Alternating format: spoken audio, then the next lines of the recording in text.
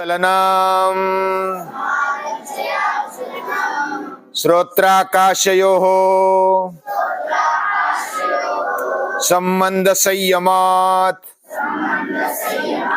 दिव्यं श्रोत्रम् कायाकाशयोः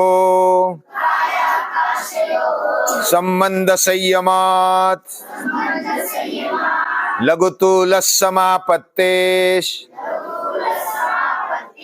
चाकाशगमनम् लघुतुलस्समापत्तिश्चाकाशगमनम्।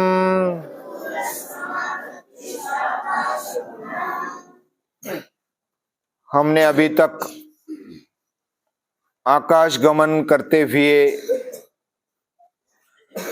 हनुमान के बारे में सुना है और भी जाम्बुवान और इतिहास काल में या तो पूर्व काल में प्राचीन काल में ऐसे उदाहरण हमें कथा में आ जाते हैं। आकाश गमन क्या शक्य है? तो जैसे आज विमान उड़ाते हैं या तो कोई ड्रोन उड़ाते हैं तो आकाश में चलता है वो,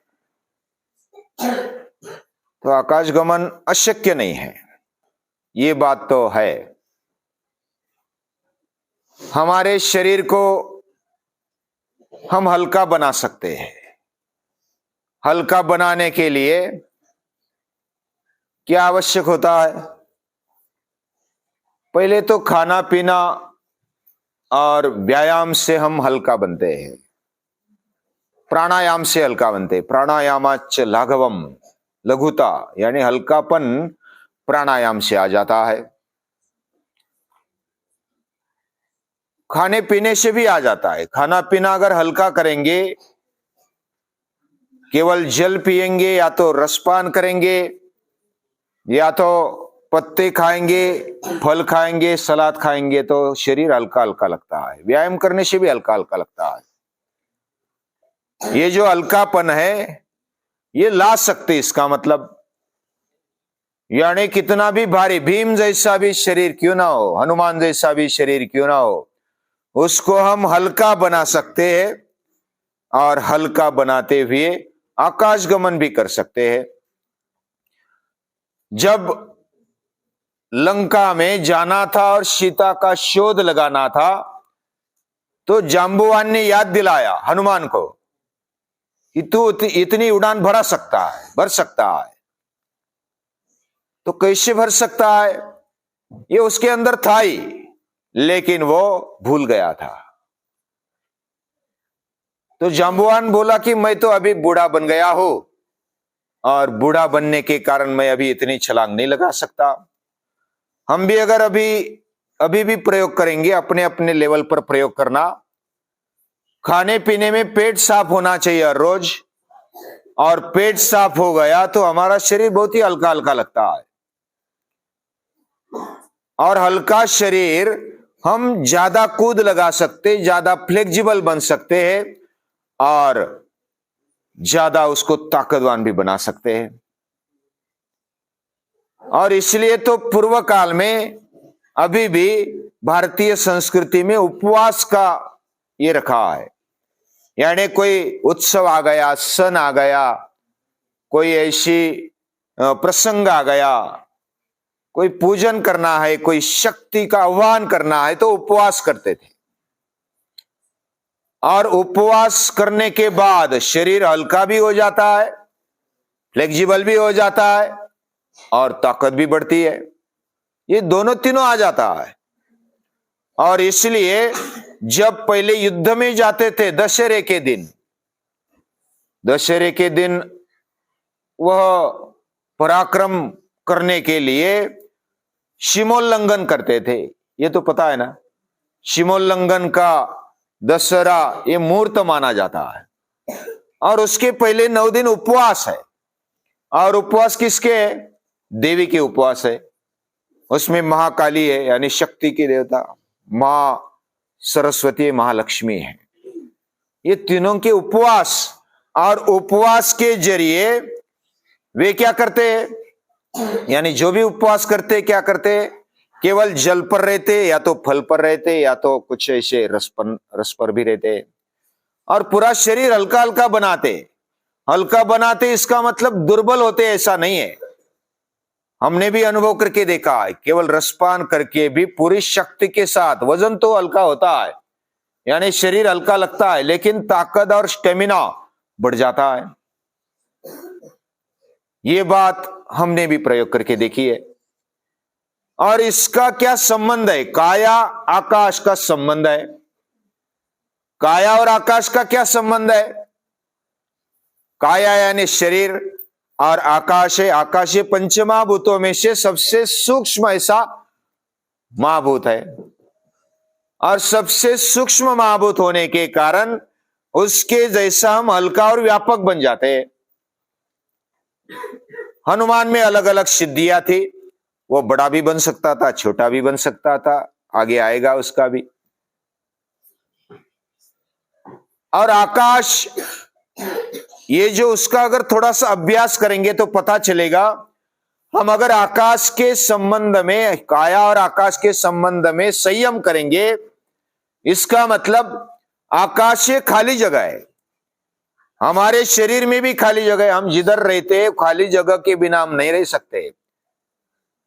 यानी everyone has to a place, यानी सभी को आकाश चाहिए, खाली जगह चाहिए। यानी हम रहते हैं तो खाली जगह है, और ये पृथ्वी रहती है तो खाली जगह है, ये सूर्य रहता है तो खाली जगह में रहता है, अंतरिक्ष में रहता है। बिना खाली जगह हम नहीं रह सकते। और बिना खाली जगह अंदर पेट में भी होनी चाहिए, गले में भी, सांस नलिका, अन्न नलिका, इसमें भी खाली जगह होनी चाहिए, तब हम खा सकते, पी सकते, सांस ले सकते। हर कृति करने के लिए हमें खाली जगह चाहिए, घर बांधने के लिए खाली जगह चाहिए, हर कार्य करने के लिए खाली जगह चाहिए। और ये खाली जगह यानी आकाश है। और हमारे शरीर में खाली जगह रखना ये लंघन करने जैसा है। और आयुर्वेद में कहा गया लंघनम परमौषधम, यानी हम आकाश को खाते हैं, इसका मतलब लंघन करते, हमारा पेट खाली रखते हैं तो लंघन हो जाता है। पेट खाली कैसे होता है? जैसे हमने जो खाया पिया उसको मलमूत्र के द्वारा विसर्जित कर दिया। मलमूत्र जैसा हम विसर्जित कर देते हैं हर 24 घंटे में या तो 12 घंटे में, तो पूरा शरीर हल्का हो जाता है। हल्का यानी खाली हो जाता है। अभी खाली रखा, पूरा खाली कर दिया, स्वच्छ कर दिया, और उसको खाली रखा ज्यादा देर तक।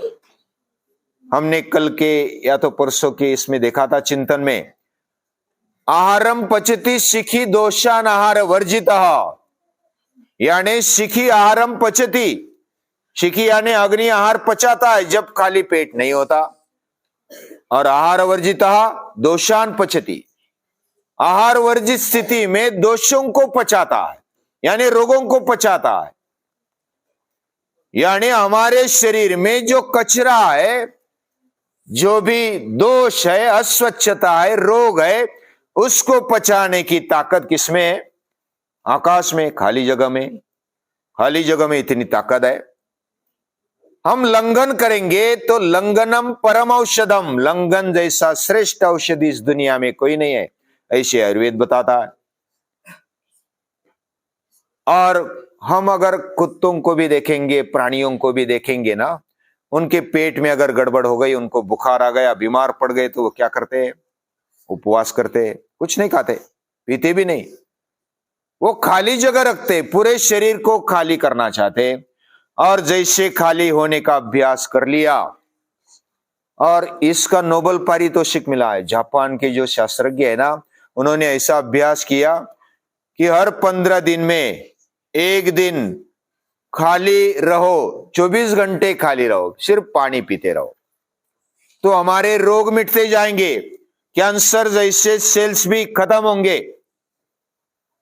ये इतनी पावर है उपवास में। उपवास का अर्थ हालांकि गलत निकाला जाता है। उपवास यानी हम कुछ नहीं खाना पीना ऐसा लेते, लेकिन उप यानी नजदीक, और वास यानी रहना, ये मूल उसका अर्थ है। लेकिन उपवास यानी कुछ न खाना पीना, इसे अर्थ में मैं उपवास बोल रहा हूं, क्योंकि ये अर्थ पकड़ा जाता है। तो लंघन करना चाहिए और लंघन से हमारे रोग व्याधि मिट जाते हैं। अभी रोग व्याधि मिट गई तो हमारा शरीर हल्का बनता है। हम जैसे पेट जब भरा है, या तो कुछ पूरा शरीर में कुछ माल मसाला है, तो हम ज्यादा कूद नहीं सकते, ज्यादा व्यायाम भी नहीं कर सकते, अपने शरीर को हल्का नहीं बना सकते, फ्लेक्सिबल भी नहीं बना सकते, और जड़ हो जाता है, ज्यादा हेवी हो जाता है। लेकिन जब हल्का होता है तो हम कूद लगा सकते, दौड़ सकते हैं, व्यायाम कर सकते हैं और बड़े बड़े कारनामे कर सकते हैं। तो आकाश गमन भी क्यों नहीं कर पाएंगे? तो यह भी अशक्य नहीं है। ये बात इधर महर्षि पतंजलि समझाना चाहते, उन्होंने प्रयोग भी किए होंगे। आकाश गमन करने वाले आज बोलते कोई ऋषि मुनि है ऐसे भी, लेकिन हमने देखा नहीं है, लेकिन कर सकते हैं, विज्ञान ये बता सकता है। तो आज भी जैसे विमान उड़ते हैं तो आकाश में वो गमन करते हैं, हम भी गमन करते हैं। तो काया यानी शरीर और आकाश का संबंध, उसके ऊपर ध्यान करने से। और दूसरा एक ध्यान है लघुतूल समापत्ति।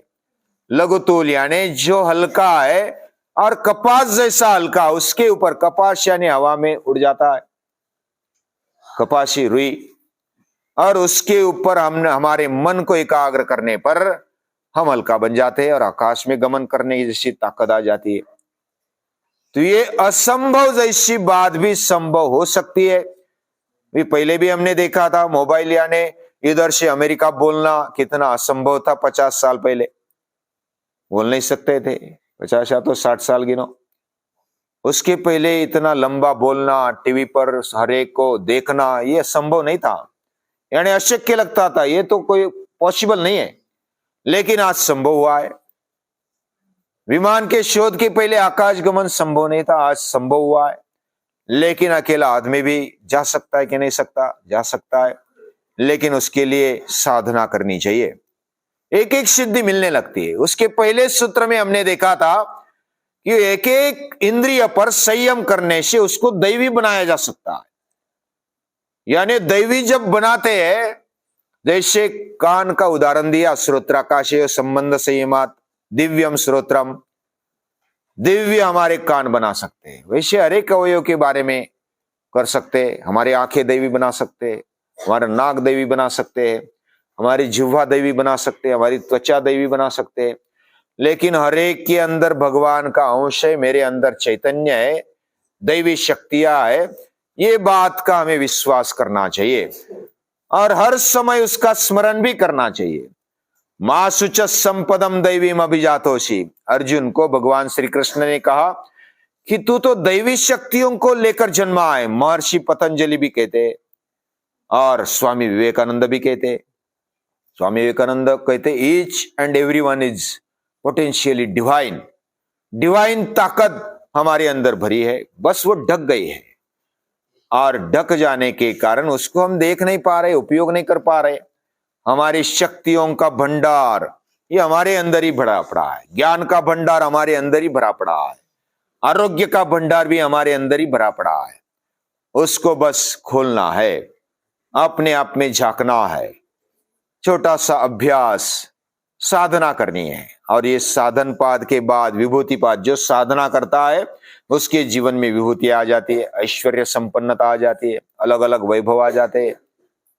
हालांकि उसमें नहीं अटकना है, लेकिन मिल जाता है। आवश्यकता जितना उपयोग भी करना चाहिए। हमारे जीवन बहुत ही महत्वपूर्ण है, वो महत्वपूर्ण जीवन ऐसे नहीं गंवाना। उसको सही ढंग से, उसको जीने के लिए खाना पीना तो चाहिए ना। जो आवश्यक है उसको लेना और जो अनावश्यक है उसको नहीं लेना। यही विद्यार्थी जीवन है। विद्यार्थी जीवन में भी ऐसा ही किया जाता है, जो आवश्यक है उसको करे, बाकी छोड़ दे, या तो छोड़ दे या तो दान में दे दे, दूसरों को मदद रूप दे दे। तो ये बात महर्षि पतंजलि सिखाना चाहते हैं। हम भी हमारे जीवन में लाने का प्रयास करें और उनको नमस्कार करें, बारंबार प्रणाम है।